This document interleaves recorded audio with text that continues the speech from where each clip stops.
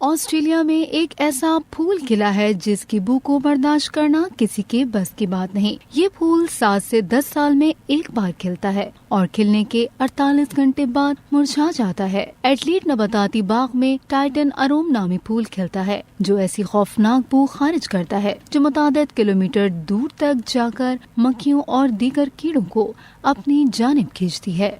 ये दुनिया का एक तने वाला सबसे लंबा पौधा है जिस पर एक फूल खिलता है और इसकी कोई और शाख नहीं होती। एडलीड में खिलने वाले फूल को देखने के लिए हजारों अफराद ने नबाताती बाग का रुख किया और घंटों तक कतार में लगकर इसको सूंघा। पौधा बुनियादी तौर पर इंडोनेशिया के जजीरे समाट्रा से ताल्लुक रखता है जो बज़ाहिर एक फूल नजर आता है मगर ये हकीकत में फूलों का एक गुच्छा है। इसे मुर्दा पौधा भी कहा जाता है जिसमें से ऐसी बू खारिज होती है जैसे मुतादिद मरे हुए चूहे हों।